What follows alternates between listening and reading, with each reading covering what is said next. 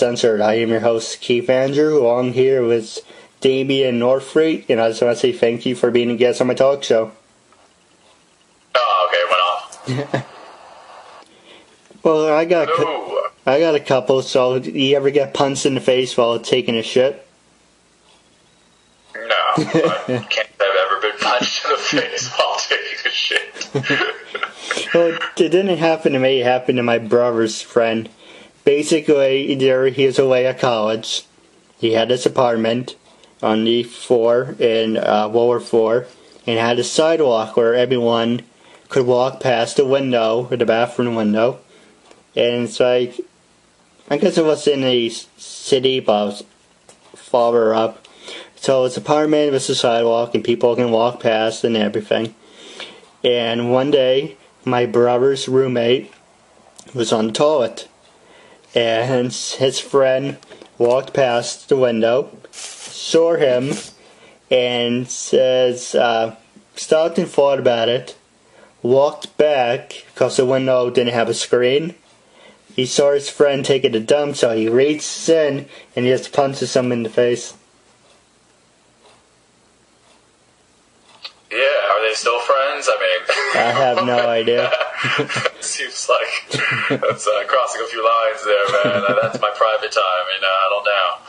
I don't know if I'd welcome guests, especially those with fists, just sitting there taking a shit. That's a lot. Well, did you ever pull a prank onto someone? No, I've never been much of a prankster like that. Like, I don't know, maybe I'm boring. I don't know. Not really. I don't know. I guess I'm most of my life, I guess I've kind of been on the workaholic side, I guess. I don't know. Not really much of a prankster. God, it's really funny, to be honest. My funniest stories, I really don't remember, to be honest, because I guess probably the funniest shit that's happened to me, I probably have not been sober. Yeah, I don't really remember. Yeah. Punched in the face while taking a shit. I mean, I'm probably going to steal that story, though. And I'm probably going to retell that. Just so you know. Just if you see that story somewhere else, you know what happened. Well, the other funny story I have, it's another cat story if you want to hear it. Yeah, I like cats. My brother and his girlfriend at the time were going out, and my brother wanted to stay at the apartment and hang out with them. And the cat's name was Madison. Unfortunately, she passed away, but it's still a funny story that I remember of her.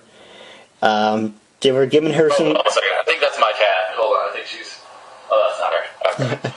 Okay. So we were giving Madison catnip, and it was the powder kind, not the solid. So they went out. My brother fell asleep, and Madison got into the catnip, and she had a party. She threw it on the ceiling, she threw it on the walls, the TV was covered, he was covered, the couch was covered, everything went from black to white. My brother came back, my older brother came back with his girlfriend, said, "What the fuck happened to my apartment? And hey, wake up." And it's like, huh? What are you yelling at? Why? How did I turn so white? And Madison comes out. She was a gray cat, but she was solid white. Her eyes are like silver dollars. It's funny. Cats are ridiculous. I think my cat was raised with dogs because she acts my cat plays fetch, literally plays fetch, and wags her tail and is uber affectionate. I mean, I really think she thinks she's a dog, which is good because I wasn't a cat person. I actually got a cat out of necessity. I live in New York City, right? And a lot of these buildings are old, and they're pre-war buildings, and that's actually a selling point here, which is odd. But there's mice and rats and roaches and all those things. Hey, there's my cat. Hello. So that's why I got her, and turns out she thinks she's a dog, so it worked out really well. She's a cutie. I think she wants to be in the interview. She's hovering now around She's more than welcome to. I'll pick her up. There we go. Say hi, McGonagall. There she is. Yeah, she's cute. Isn't she pretty? Kitty, kitty. That's my little cat. What type of she cat? sees birds. She's probably more fascinated with the birds. What type of cat was it again? She said short hair, right? Yeah, short-haired tabby cat. Yeah, she's a good cat. Now it's funny. I have my dog named Fifi, and we used to have 2 dogs, unfortunately. And I was thinking about moving my birthday because, unfortunately, we had to put Mr. Charlie to sleep a couple days before my birthday. Well, that's never fun. Right. And, well, I can tell you, the year before, my cat passed away around my birthday, and then there's something else around my birthday. And my birthday's in January, so it's like, if this has got to be the new trend or something, screw it, I'm going to move my birthday to, like, a different month. But, because we have 1 dog and 4 cats, C now imitates the cats. C sits on the couch like the cats. C walks with the cats. She pretends she's a cat, not a dog. So it's pretty funny. Oh, so our pets are opposite, I see. You have a dog that acts like a cat, and I have a cat that acts like a dog. Nice. Nice. Yeah, pets are good. Pets are good. But it's not... Oh, sorry, I didn't mean to interrupt. No, I was just saying, they're good. They stay around for everything. They don't talk too much. They let you say everything you need to say. Just gotta pet them, feed them. Mine's kind of like a little alarm clock, though, too. She knows what time to get up. She doesn't understand what weekends are, but that's alright. That's alright. Alright, now I'm going to ask you some hard-hitting questions, and like I said, you can pass on the ones you don't want to. Alright, cool. But the first thing I want to ask you is, this affect you more because you are in the city, but how did, when the people crossed the bridge, did that affect your commute? Was it a big distraction, or... When the what? Oh, when trying to find the people's names. Basically, there was a parade across the Brooklyn Bridge in protest. In where? Oh, in Brooklyn. People crossed a bridge in Brooklyn? In protest because of the shootings. Which, you have to be more specific these days. Which shootings? So, I think it's the one over the guy who was selling the cigarettes and loose cigarettes, and the cops shot him for no reason. Or when he got choked to death? Yes. Yeah, man. Yeah, New York City has had we've had a rough stretch, haven't we, with our police department and racial profiling and stuff. Because not too long ago we had the whole stop and frisk thing blow up and all that stuff. I don't really live near the Brooklyn Bridge. I live in uptown Manhattan. But, my thoughts on people protesting power to them. I think people need to be heard, If people feel like they're not being heard, then they need to speak louder, and I think that's what happened. I think people exhausted a few other avenues, and I guess that they didn't feel that it was effective, and they needed to speak louder. And it's unfortunate. It's really unfortunate. I really wish I had more answers to things like that and how to fix problems like that. It's profiling, racism, discrimination of all sorts. It's just so silly. I try not to dwell there too often, because I don't completely understand it. I mean, I know it's just one of those things that it's so there, silly. Right? It's so people need to get more business. They need to.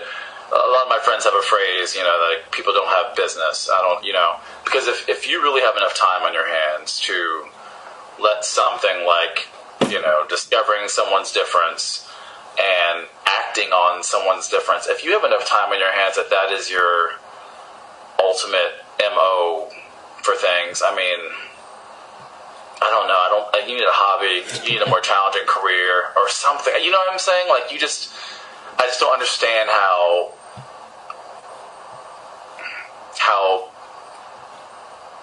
someone's difference, someone being different than you, like, how is that important enough for you to act in a violent way? Like, how is it important enough for you to dislike them or whatever? It's just, I mean, it's just silly. I'm not trying to make light of the situation, but discrimination and of all sorts, whether it be race or gender or, sexual preference, whatever your thing is, it's just, it's silly.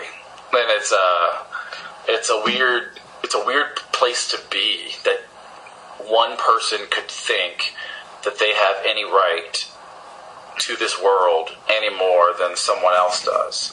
And it comes down to something like, it sounds so simple and so silly when you break it down to something like, so one person thinks that they have more right to live in a certain way or in a certain place than someone else. Like, I would love to have that kind of self-image. I don't know what kind of tea they drink or what kind of food they eat, that they feel so strong in themselves to think that they are that much better than someone else, that they get to make these decisions and treat people that way. It's amazing to me. And, you can spend hours pondering what's wrong with them, because there's something wrong with them. That's not a normal way to be. I don't think, the most people I know in my life don't act that way. And the key part of that is don't act that way. Lots of people have thoughts on other people. You know what I mean? Like, you can have all the thoughts you want about superiority or inferiority. Like, there's nothing wrong with thinking you are better than someone else, or thinking someone else is, less than you. You're allowed to think that all you want, but you're not allowed to act on that. You're still not allowed to kill people. Murder is still illegal, and a lot of people's minds a sin. We all have the right to be here, and I think that's the issue. Obviously, being an African American, our racial tension in this country is something that is an issue for me. And being a black man in New York City, the racial profiling that was happening not so long ago, or still happening, is a particular big issue. And then all the killings, Ferguson and and all that stuff in Florida, and all these things that happen, and you hear a group of people say certain things like, they killed them for X, Y, and Z, and they were scared of them, and that's why they killed them, and they had when's the last time being scared was a valid reason to kill somebody? It's just, this topic can go on forever. Like, I can discuss this forever. I don't even know exactly how to narrow my thoughts in a concise manner on it. It's touchy, because obviously I've got friends of different races, and I have a lot of Caucasian friends. I've got a lot of great friends, and we discuss these things openly, and it's hard to, it's hard to not become, passionate about things like this. The other thing, if I had to narrow it down in a succinct paragraph, my thoughts on the race issues, problems in this country are not the problems. It's not an issue for the African American community to deal with. the bigger problem are these people who are committing these crimes. I mean, I feel most sorry for my white friends, to be quite honest, because I'm like, how do you feel as a white person to see white people behaving this way? You know what I mean? I think it's really easy for us to focus on the reactions of the African American community about these tragedies. You know, like, okay, a black man's been shot and killed, and, you know, a group of people feel like justice has or has not been served. And all too often we get opinions in the media from other black people, you know, their immediate family or just other black people in general. And I'm a lot more interested in how does white America feel about the behavior of the majority? Because that's being murdered, that's not, you know what I'm saying? That's not a reflection on the African American community. Oh, you were murdered, so you're behaving a certain way. No, it's the people who are doing the murdering. It's how do you feel as a person? And I just feel like sometimes the scope is on the wrong side of things. It's really, I mean, that's the problem. You know, that's where the solution is. It's why certain individuals feel the need to kill people. And, you know, I mean, the man bought some cigarettes outside of a bodega, and somehow it ends up being, you know, I think what was he, strangled to death? I mean, it's something like that. I mean, I think they were like actually on top of him, and then if I remember correctly, the officers were on top of him, and then he, you know, said he couldn't breathe, and they didn't get off of him, and all of a sudden the man's dead. And, you know, it's... And the part that's, you know, fucked up is cigarettes are legal. So what's the problem?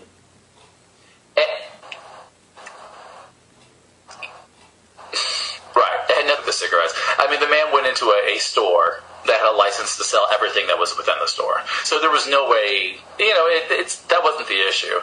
I mean, the issue is they had another problem with him. You know, I can't pretend to know what their problem with him was. I've got guesses. But, you know, again, I think sometimes the attention's on the wrong area. You know, it's the race relations problem in this country needs to be re-examined.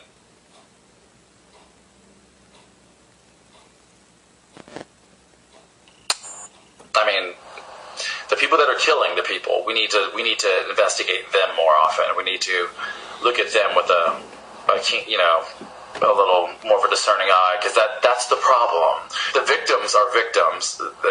You know what I'm saying? Like, victims are victims. There's nothing that a victimized person can do any differently if they're a victim, and that's not the problem. That's like saying a girl was raped. What should she have done differently not to be raped? That's not the problem.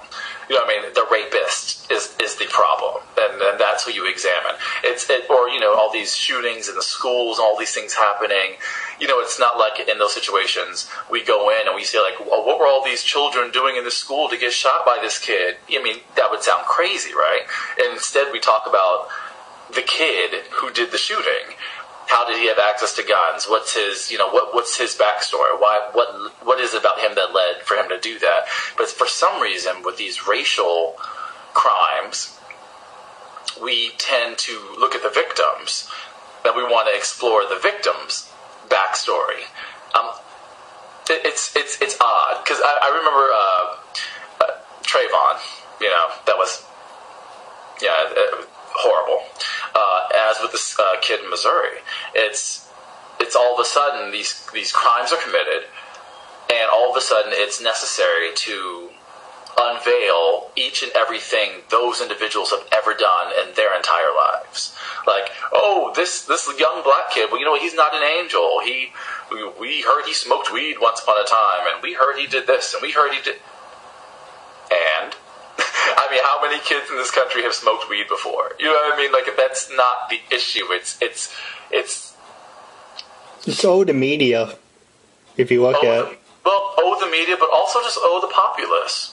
Because even amongst, like I said, even amongst my discussion amongst some of my friends, that is the thing that's brought up. It's, well, this kid is this, or this kid was that, or we heard. Like, it's not about the victim, man. It's about the guy who did the killing. Like, let's, that. So it's, I don't know if it's deflection on purpose or if there's guilt, and it's, like I said, we can go on about this for a very long time, but I do think that attention needs to be given to the other side of the topic a little more. I mean, it's nice to know the backstory of the victims and, and have sympathy for the families. And to just understand that these are real people, it's because that's important. It's important. If you don't live in a community where you have, black people, if your only exposure to African Americans really is on television, and some of those communities do exist, that's unfortunate. You need to travel. You need to broaden your you know what I mean? Like, you need to broaden your horizons, man. Like, read a book, watch a movie, travel, do something. You should know people of all different kinds of creeds and religions and stuff. And if you don't, you shouldn't feel complete.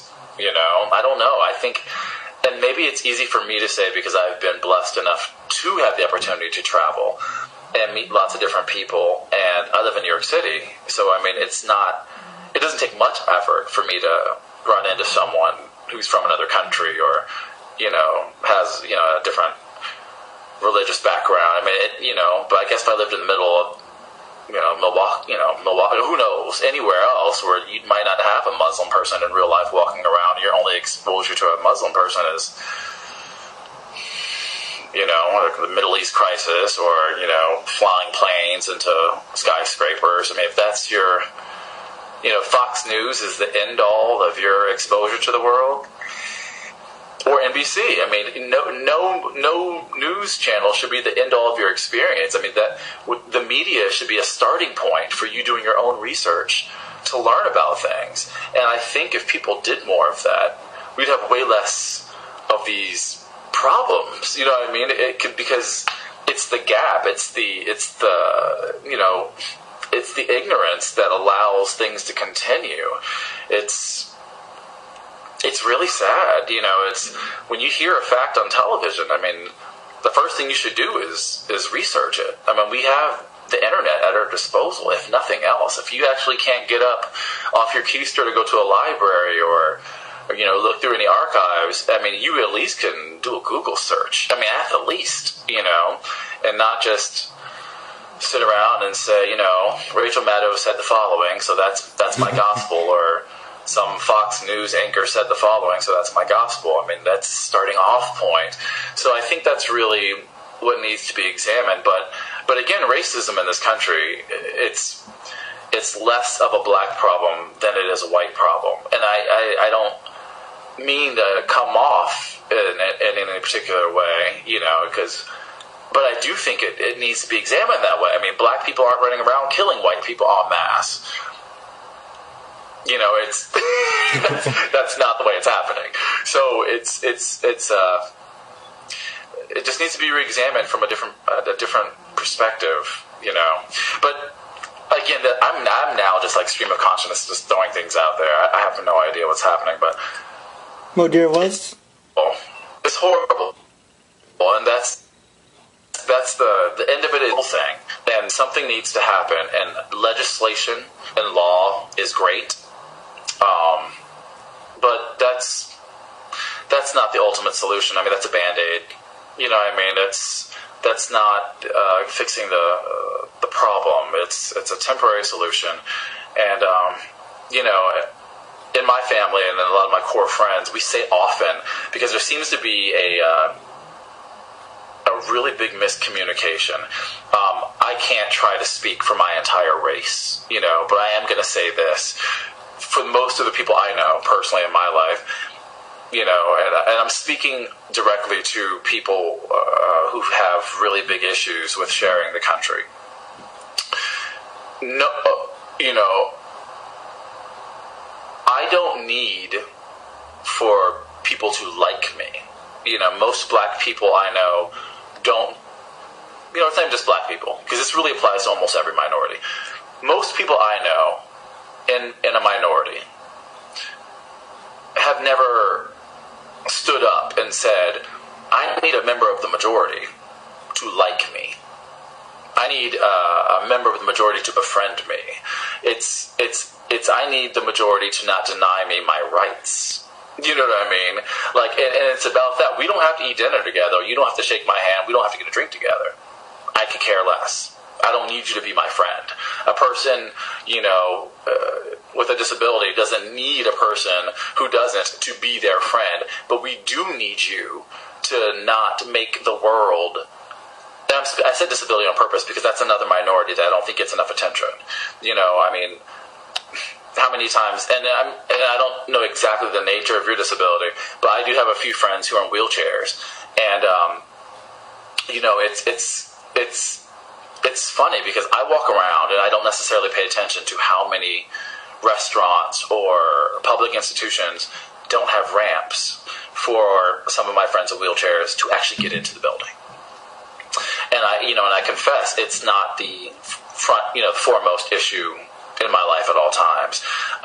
But when they bring it up, and then I open my eyes and walk around the next day and actually look and take note, I'm like, holy shit, you're exactly right. Like, you can't even go in to that restaurant because you can't get up these 4 stairs. Like, that's a problem, and if it's a privately owned thing, that's one thing, but the same thing happens at some post offices or federal buildings. I mean, you've got to have, subways. All right, that's public transportation here in the city. And, I have, again, these same friends who are in wheelchairs have told me, like, how they have to go blocks and blocks to get to a subway entrance that will actually have an elevator to get down into the subway because, most of our subway entrances just have stairs. And I'm like, wow, I never gave a lot of thought to that. We all complain about our New York subway. The fare keeps going up every year and nothing seems to be getting better about the subway. Here I am bitching about the fact that now a single ride on the subway is, when I first started riding the subway, it was like $2 a ride or something like that. And now it's like $2.50 or something like that. Yeah, $2.50, crazy. But at least I can get on every other corner. I don't have to wheel myself 4 or 5 blocks to gain access to it. So it's just we've got so many problems in this country. We've got a lot of blessings, and there are a lot of good things about this country. But we do have a lot of problems, and there needs to be a lot more conversation,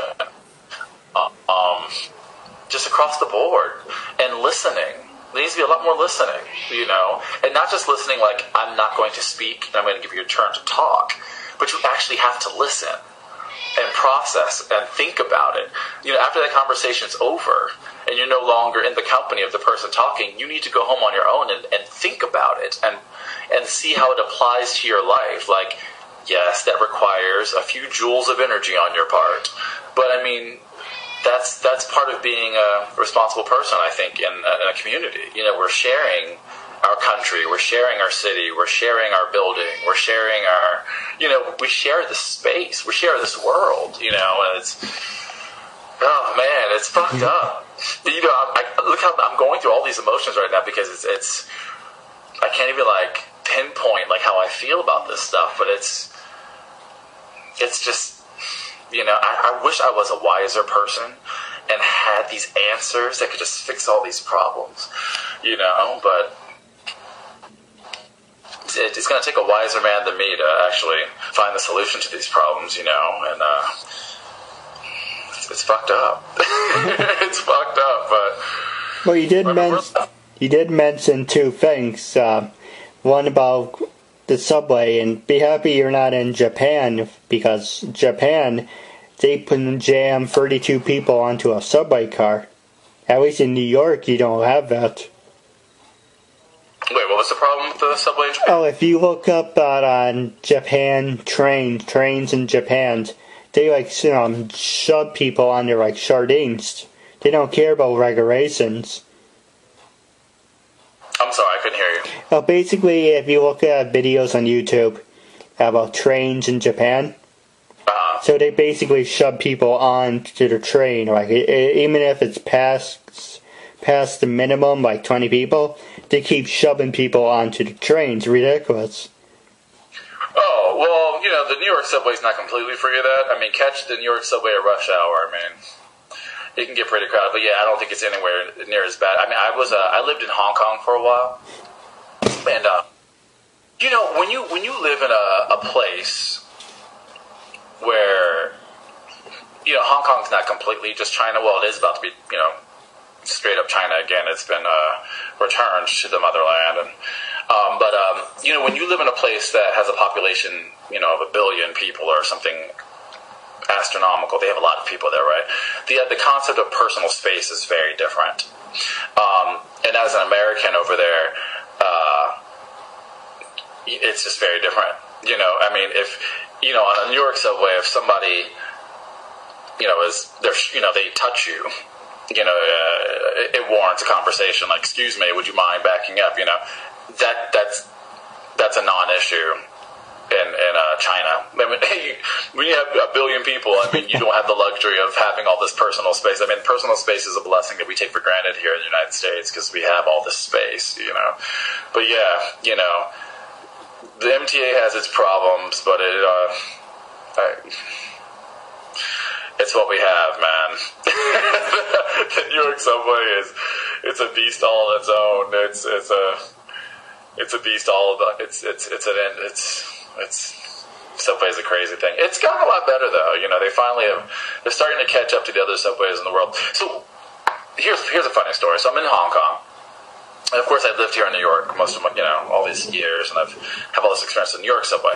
I get to Hong Kong, and there are a few things that shock me about the Hong Kong subway. A, it's clean, like really clean. B, the trains arrive on time, like clockwork. Like the local train, you will know that the train comes at 9:06, and you can catch it at 9:06, and it will be there at 9:06, and then it travels to its next stop, and this, that, and the other. The New York subway, I mean, they're just now starting to have these little monitors on the tracks that says, like, oh, a train is coming in 9 minutes. We're starting to catch up, but I mean, we were way behind the other subways of the world as far as scheduling and being on time, and I don't know. Also, something else that's interesting, the MTA employees,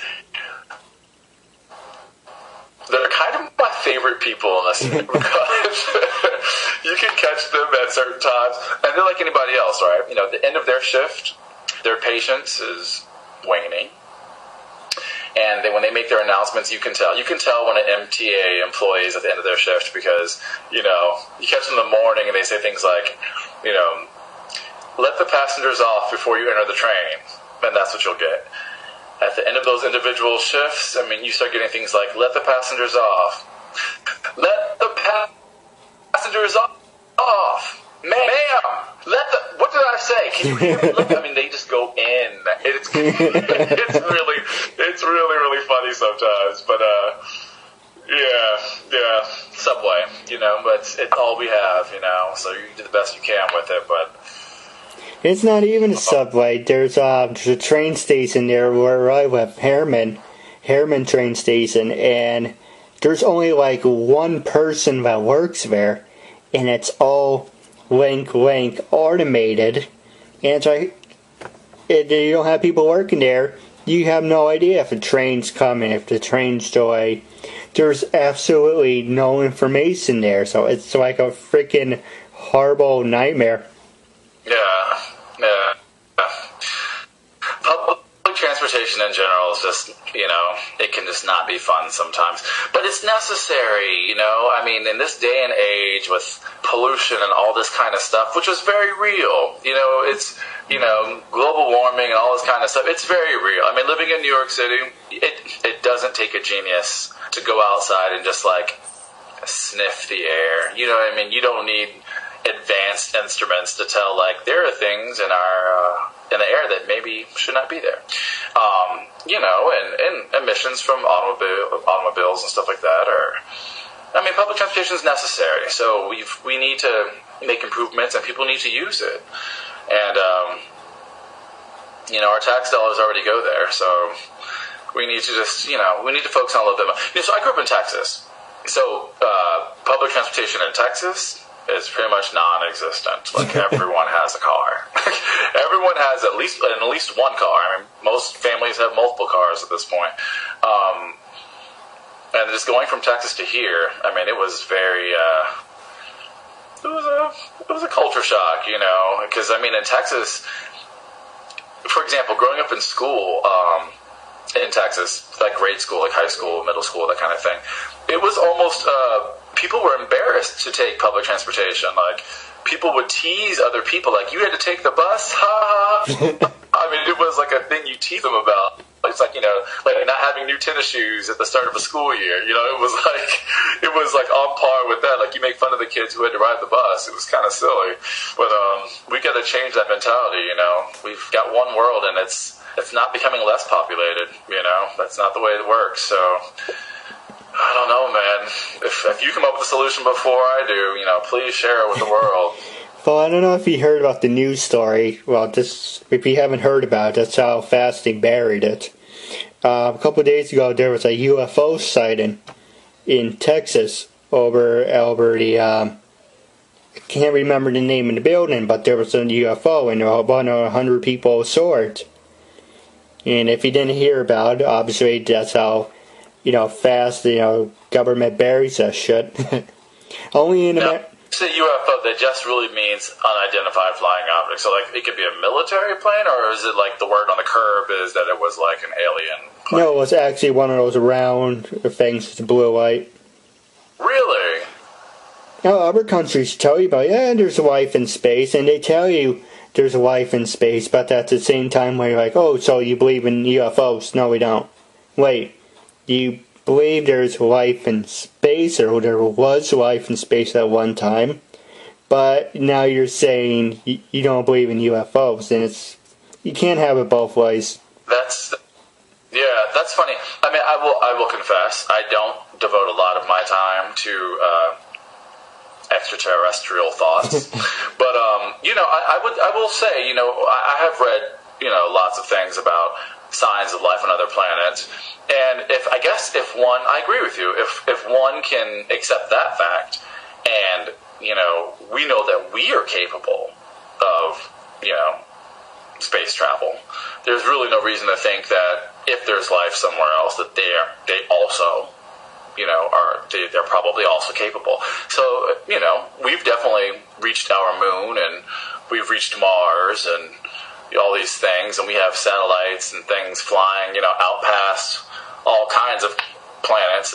Like, you know, I guess if life does exist out there, there's no reason to assume that they don't have at least as much technology as we have. That sounds fair to me. Perfect example. There's another story where we recently got a radio signal from space, you know, because if you watch Battleship, and it's based on true facts, we were sending out radio waves in the satellites and throughout space, see if we got any answers back. Well, I don't know if you know about this, but we did get an answer back. They didn't tell us what it was, but apparently it was 1,000 years ago, but we just got it now. So apparently someone 1,000 years ago sent out a radio signal. Or it could have been, I think it could have been us, and it could have been just turned around somehow, and it just took all this time for us to get it. But 1,000 years ago, that's where the dinosaurs ruled the earth, and or people in the Old West. So you don't know. It would be nice if they told you the facts, you know. Yes, there is. But, you know, you get all the religious fanatics all upset and all over shit. I agree with you with that. You know, if, you know, I don't know much about the topic we're talking about, but I do agree with you. If any kind of government agency came out and said, like, yes, we've been talking to aliens from another planet, I am sure there would be all kinds of pandemonium and fear. But you know what? But maybe something good. I mean, you know, sometimes maybe we would bring our planet together. You know, I mean, look at our country. We are very divided, and, you know, except for in times of war, right? You know, all of a sudden we're going to war with another country.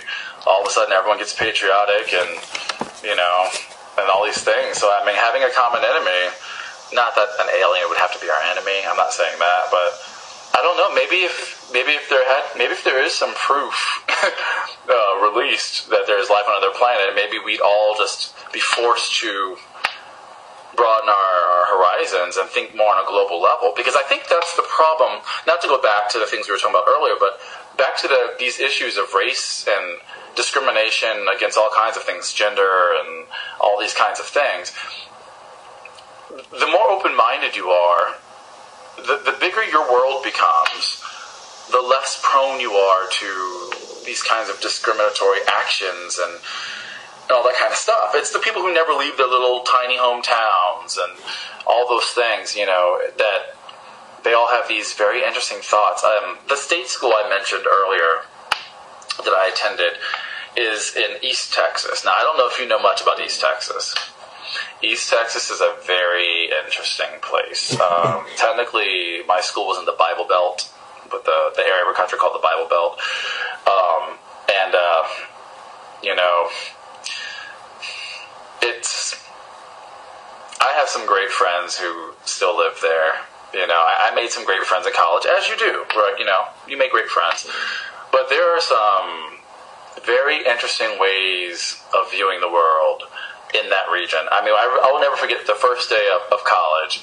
I guess this is kind of funny, I don't know. My very first day of college, we're moving in, you know, to the dorms, and you're on campus, and you're running around, and this, that, and the other. And I was on an elevator with a few other people, and they were local to the area. They were East Texans. And, you know, I do the normal pleasantry, like, hey, how are you? Nice to meet you, yada, yada, yada. How are you, you know, blah, blah, blah, blah. I think I may have said about, I don't know, 4 or 5 words. And the woman asked me if I was English. And I was like, what do you mean? She's like, are you from England? I'm like, no, I'm not from England. Why would you ask me that? I was curious. And she's like, oh, you just don't sound like anyone else around here. Are you English? I'm like, do you think I have an English accent? Does this sound like an English accent to you? Because I was really curious. I'm like, this sounds like an English accent to you? And she's like, oh, you know, yeah, I mean, I'm not trying to offend you. I'm like, you think asking me a question that would be offensive? I was just really like, I'm really confused right now. But it was, that was my introduction to East Texas. And, you know, about the time I was there, there was... So, well, not the time I was there. This didn't happen while I was there, but it was also near a place called Vidor, Texas. And Vidor, Texas, I mean, they're just openly racist. I mean, they have billboards that say things like, you know, we don't want you here, get out. I mean, all these kinds of things. They're just it's interesting. It's very interesting. East Texas is also the home of that place where that guy was chained to the back of a truck and, like, dragged through the streets. Real life. Like, that kind of stuff happened in real life. Like, I was like, you've got to be kidding me. I mean, this is like, you know, I don't know, within the last 10 to 15 years or something. I don't remember exactly when it happened, but, I mean, that's real life, man. I mean, people were just doing things like that. But, you know, then again, we have people being killed, you know, in Missouri, and smothered in New York City, and shot in Florida. You know, I don't know what's happening, man. I don't know what's happening. I think this, I think it's just a lot of fear. You know, I think the haves are realizing that they have to share, and no one wants to relinquish things that they have. You know, and you know, it's an age-old battle, right? The haves versus the have-nots. It's not a new thing, and I think there are a lot of people freaking out. I mean, look at bless their hearts, but our poor Republican Party. I mean, what do they do? What are the Republicans doing? Like, I don't know what's happening. I mean, their parties, you know, fissuring before our very eyes. It's just. I mean, they can't even. I mean, the Tea Party, and they don't even know what they're doing within their own party. I mean, it's an amazing thing, man. Politics is crazy these days. Then we have a black president, and you know that was enough for a lot of people to You know what I mean, people lost it. You know, I think Barack entering office just brought about a lot of things for a lot of people, and you know, and now Hillary's, you know, now we're all saying Hillary's about to be the first female. I mean, people don't know what to do with themselves, like these moderates and oh my goodness, and all these reactionary people. I mean, that's, you know, the Tea Party. I just don't even know. I don't even know what to say about the Tea Party. I mean, sometimes I just force myself to listen to them speak. Sometimes because you know, if I'm going to have an opinion about them, at least I should at least know what they're saying. So I'll tune in sometimes, listen to some of their speeches, and I just don't know what their world looks like or what the world is supposed to look like. You know what I mean? I don't know what it is they want to happen. It's amazing. I don't, you know, and then it's amazing. I don't know what it is they want to happen. Like, I don't know what their goal is. Like, they say these things, and I'm like, okay, so you want to pass X, Y, and Z laws in order to, you know, and that's kind of where I trail off, because I don't ever hear answers to that, you know, and, you know, we don't want to have taxes on, you know, then there's the whole thing about the upper 1% and this, that, and the other, and loopholes and taxes and this, that, and the other. It's just so silly because it doesn't make any sense on any logical level, right? But we do it.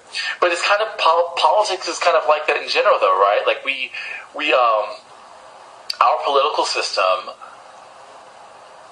like during an election year, that's the easiest time to see it, right? Because when you're running for president, that's when all eyes are on politics and on these races. And it's funny because the pundits will come in and they'll, like when you watch the debates, right?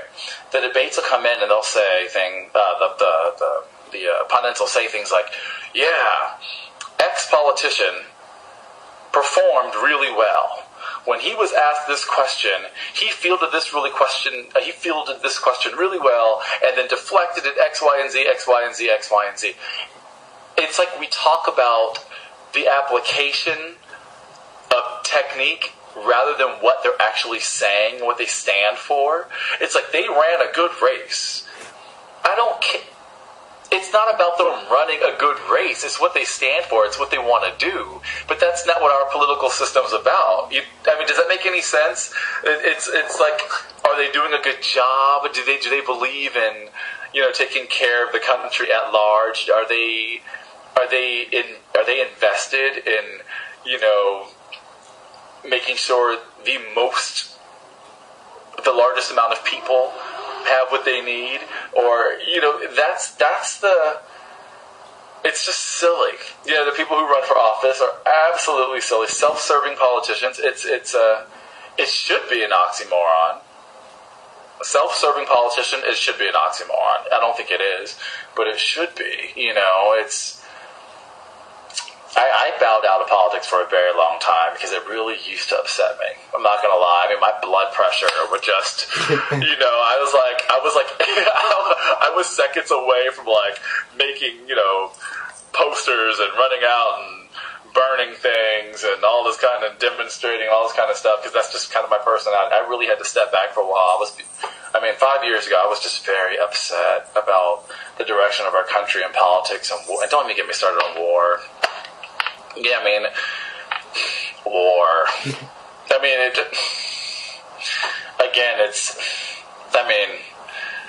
war. Does anyone think killing is right?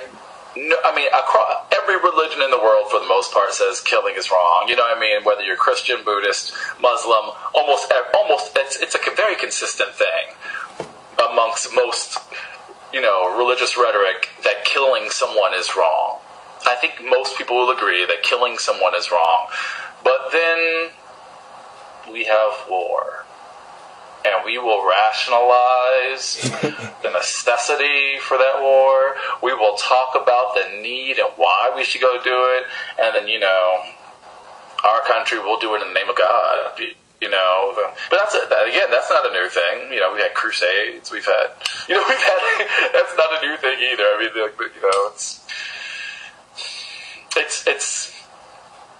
it's not truth. You know, I mean, I don't know what it is, but it's not truth. So which leads me back to why I do what I do for a living. So I kind of, one of the reasons I'm an actor is there's a few reasons. There are lots of things I wanted to do in my life, like every other child. You wanted, at some point, you're like, I want to be an astronaut, I want to be a doctor, I want to be a teacher, I want to be this, I want to be all these things, right? And I learned quickly that I really wanted to do everything. I want to be a proctologist. I want to be a proctologist. Right. And I was like, I want to do everything. And, you get to a certain age and then you learn that you're supposed to make a choice. You're no longer supposed to, we have broad education through grade school, then high school, and then it narrows, right? You go to college and you have to decide upon a major or a concentration, and then you have to specialize in something. That's what our society tells you. You have to specialize in something. And I just didn't really want to do that. And,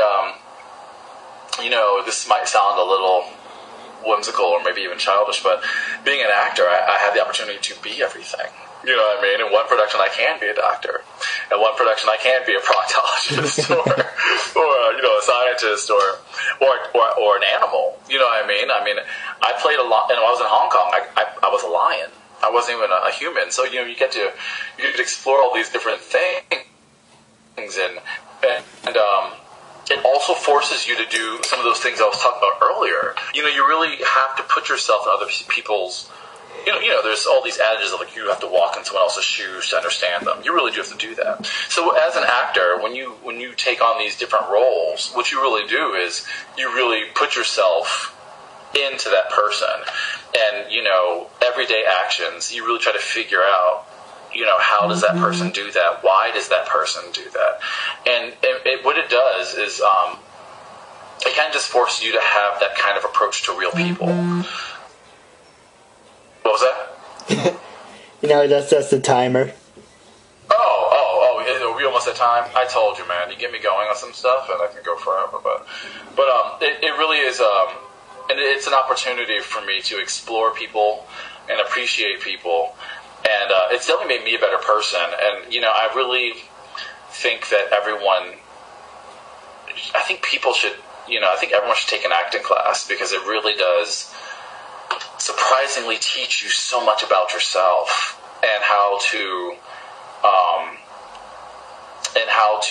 observe and understand other people, because it forces you just to be aware of things in a very different way, and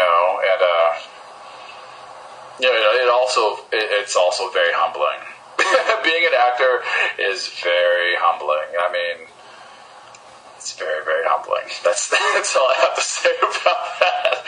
It can be brutal, It's not the easiest career in the world, but it's fun and it's fulfilling, And as you'll see, by the way, I wish you all the success with your talk show. But I think the more successful you become with this show, the more you'll see. It's only going to become more difficult, Yeah, it's a rough world, and we're all here together, man. We're all here together. We got to figure some stuff out and stop shooting people. You got to stop shooting people. This is crazy. Look, we mentioned the aliens. Yeah, we see UFOs, but we're entertainment to them. So if they kill us, they won't have any entertainment. And we're killing each other off faster than they would, so why would they? You were into these aliens, man.